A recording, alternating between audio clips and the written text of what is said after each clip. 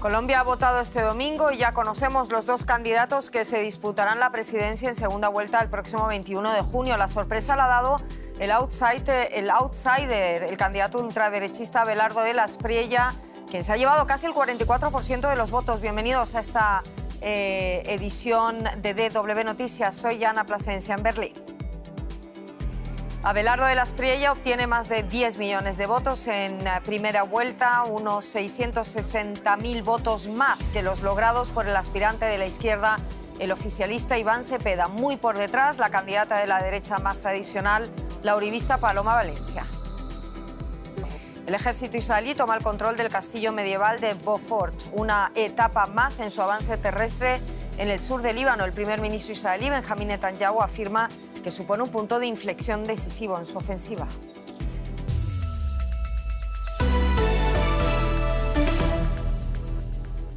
Colombia en los extremos. El ultraderechista Abelardo de la Espriella da la sorpresa y con cerca del 44% de los votos se impone en la primera vuelta electoral celebrada este domingo. El abogado penalista consiguió dar la vuelta a las encuestas que reflejaban una clara ventaja del izquierdista Iván Cepeda, del que se dudaba incluso si lograría la mayoría ya esta misma noche. Ha quedado segundo, rozando el 41%, y pasa al balotaje del 21 de junio. En tercer lugar, la candidata uribista Paloma Valencia apenas ha logrado el 6,92% de los apoyos. Estos comicios se han celebrado en mitad de la peor ola de violencia que ha vivido el país en la última década y un clima de polarización extrema. Comentamos todos estos resultados con nuestra compañera Alexandra Correa en Bogotá. Alexandra, ninguna encuesta, creo, preveía que de la Espriella adelantara a Cepeda en la primera vuelta de estas elecciones. ¿Cómo explicamos finalmente este resultado? Y sobre todo también, ¿cómo explicamos ese descalabro, ese desplome de la otra candidata de derecha, Paloma Valencia? Exactamente, el desplome de Paloma Valencia. Nadie se lo esperaba, Ana, con más del 99% de mesas escrutadas. Ya es un hecho que el ultraderechista Abelardo de la Espriella pasa, como lo estás diciendo, a segunda vuelta con más del 43,7% de los votos, encabezando la mayoría de sufragios. Con una diferencia, Ana, estamos hablando de más de 650.000 votos frente a los obtenidos por el izquierdista sucesor de Gustavo Petro, Iván Cepeda, quien tiene, como lo dijiste, casi un 41% de los sufragios. Juntos se medirán el próximo 21 de junio. Ahora hablamos de las encuestas. Efectivamente daban como ganador líder a Iván Cepeda y fue una sorpresa que subiera Abelardo de la Espriella rapidísimo en un país profundamente desigual. No logró imponerse, Ana, el tema de esa búsqueda de igualdad y seguridad social por encima del tema de seguridad que atraviesa Colombia. Hay un aumento de violencia de grupos armados en zonas rurales y una alta incidencia de delincuencia en las principales capitales. Y ese discurso de mano dura caló en los votantes, no importa el precio, Ana. Es el reflejo de un electorado citadino que supera tradicionalmente el voto de las periferias regionales. La violencia es precisamente uno de los temas que más preocupan a los colombianos, junto a la salud y la corrupción. Y el resultado, como lo estábamos comentando, la gran sorpresa, diría yo, es el desplome de Paloma Valencia, que aunque se acertaron las encuestas que se iba a ubicar en el tercer lugar, quedó, digamos, desplumada con un 6,92% de esos sufragios. Realmente es una profunda y radical diferencia, Ana.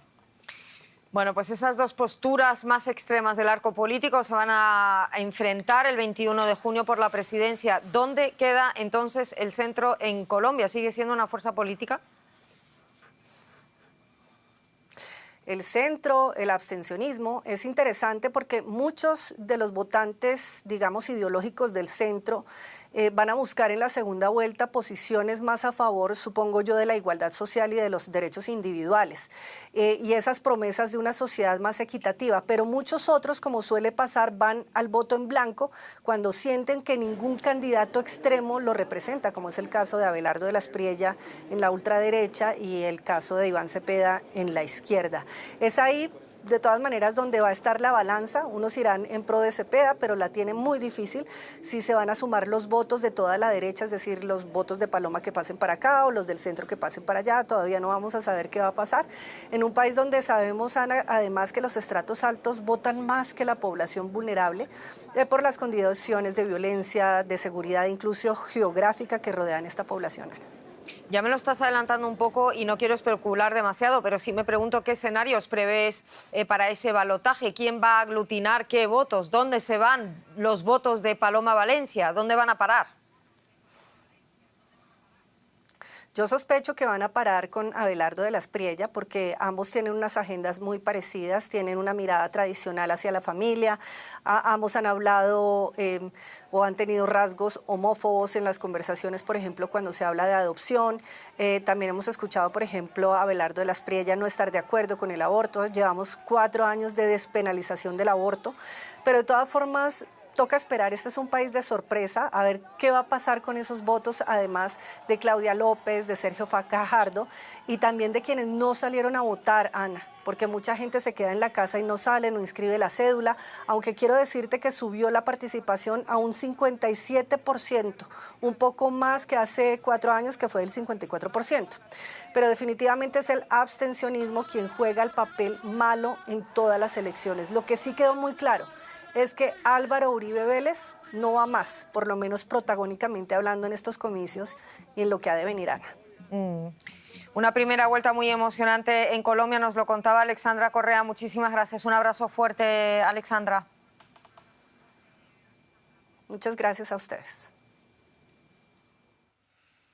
Pues sí, ha sido una de las sorpresas de esta jornada electoral. Las encuestas lo situaban en segundo lugar, pero finalmente Abelardo de la Espriella, del Movimiento de Defensores de la Patria, ganó esta primera vuelta de las elecciones. De la Espriella, un abogado millonario de 47 años, ofrece manejar el país con rigor, con mano dura, bajo sus propias leyes.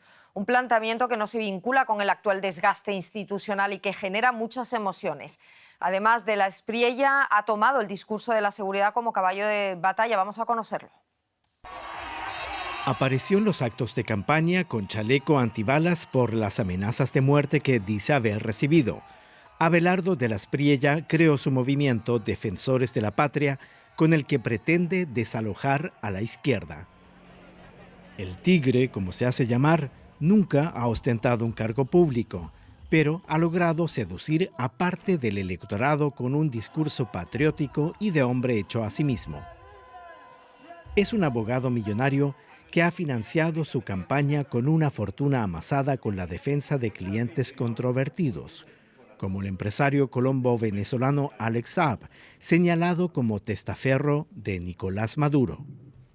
De la Espriella promete militarización y macrocárceles en una Colombia sumida en la peor ola de violencia de los últimos 10 años, imitando al presidente salvadoreño Nayib Bukele. En mi gobierno no va a haber procesos de paz. La experiencia empírica nos ha enseñado que los procesos de paz en Colombia han salido mal. Por tanto, lo que corresponde es aplicar la Pax Romana, aquella que se logra con la fuerza de las armas y las leyes de la República. Admirador de Trump, en el plano económico ha prometido reducir la burocracia y estimular la producción nacional para enfrentar el déficit fiscal que roza el 7%. El 21 de junio se verá hasta qué punto es capaz de convencer su fórmula presidencial, para la que ha colocado como número 2 a José Manuel Restrepo, un economista que goza de prestigio académico. El Tigre no duda del éxito de su fórmula en una Colombia en la que las ideologías han podido más que las propuestas. Bueno, y ahora vamos con el que se supone era el claro favorito en las encuestas para pasar a una segunda vuelta. El oficialista Iván Cepeda, de Pacto Histórico, se quedó en segundo lugar. Fijémonos un poco más en este aspirante del petrismo y el llamado a continuar la senda progresista iniciada por Petro. El senador izquierdista se apoya en el crecimiento del Pacto Histórico y en su propuesta de 3 revoluciones: ética, socioeconómica y política. Iván Cepeda no estaba hasta finales de 2025 entre los nombres previstos para la carrera presidencial. Pero un hecho político y judicial de gran impacto lo catapultó: la condena en primera instancia del expresidente Álvaro Uribe por fraude procesal, en un caso en el que Cepeda figura como víctima. Cepeda es filósofo y especializado en Derecho Internacional Humanitario en Francia. Su vida pública la inició en el Legislativo. Allí lleva más de 15 como congresista, primero en la Cámara de Representantes por Bogotá y luego en el Senado. Ha ocupado espacios relevantes, como la copresidencia de la Comisión de Paz, pero hasta ahora no tiene trayectoria en cargos ejecutivos. Su perfil público está más asociado a su trabajo en derechos humanos. Fue uno de los fundadores del Movimiento Nacional de Víctimas de Crímenes de Estado y ha participado en distintos momentos en procesos de negociación con grupos armados. Estuvo vinculado al proceso de paz con las FARC durante el gobierno de Juan Manuel Santos y más recientemente a los fallidos diálogos de la política de paz total, tanto con el ELN como con estructuras como el Clan del Golfo.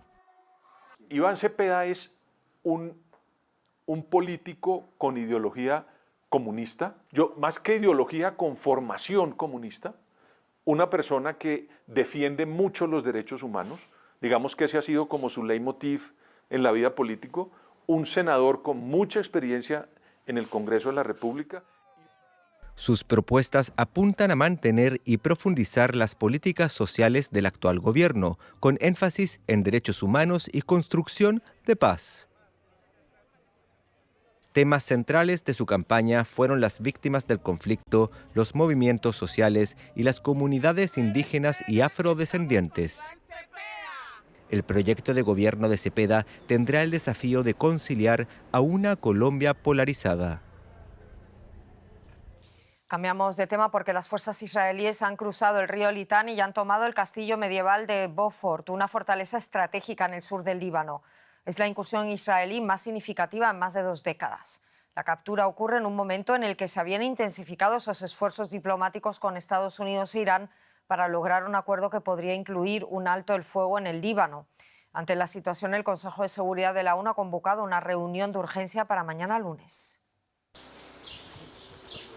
Pasaron más de 25 años para que una bandera israelí volviera a ondear en las cimas del castillo Beaufort en el sur del Líbano. Tras la toma israelí, columnas de humo se elevaron sobre los muros en ruinas de esta estratégica fortaleza. He ordenado a las fuerzas de defensa de Israel que amplíen la maniobra en el Líbano. Nuestras fuerzas han cruzado el río Litani, han tomado el control de los territorios, han conquistado las alturas de Beaufort. Y ahora mi orden es afianzar y ampliar nuestro control sobre los lugares que estaban bajo el dominio de Hezbolá. La toma de Beaufort supone una etapa crucial. El castillo de Beaufort es el punto más alejado que han alcanzado las fuerzas israelíes desde que, en el año 2000, puso fin a su ocupación de 2 décadas en el Líbano. La captura ocurre a pesar del alto el fuego acordado en abril entre Israel y el gobierno libanés. Sin embargo, Hezbolá no formó parte del acuerdo y nunca lo respetó. Hezbolá e Israel se acusan mutuamente de incumplir los términos y justifican nuevos ataques. Hezbolá ha lanzado oleadas de misiles contra el norte de Israel, mientras que Israel ha ordenado evacuaciones e intensificado los bombardeos en el sur libanés. Por su parte, el gobierno libanés urge a la comunidad internacional que ayude a dar fin a los combates y acusa a Israel de ejecutar una política de tierra quemada. Israel ya no se limita a atacar objetivos o zonas específicas, sino que está aplicando una política de destrucción total de ciudades y pueblos, así como de todos los elementos esenciales para vivir en ellos. Además, está llevando a cabo desplazamientos masivos que equivalen a un castigo colectivo contra nuestra población civil pacífica. Estas políticas son condenadas por todas las normas, convenciones y leyes internacionales. En Washington se han realizado conversaciones directas entre el Líbano e Israel. Sin embargo, las conversaciones no han logrado acabar con los enfrentamientos. Deportes. El danés Jonas Vingegaard es el ganador del Giro de Italia tras la disputa por la 21ª y última etapa en Roma. Vingegaard, que debutaba en la competencia, ofreció su mejor versión con 5 triunfos de etapa de montaña que acabaron con la resistencia de sus rivales. El austriaco Felix Gall y el australiano Jai Hindley completaron el podio a más de 5 minutos del campeón danés. Con este triunfo en Italia, Vingegaard ingresa a la lista de las grandes leyendas del ciclismo al conseguir la triple corona de grandes vueltas.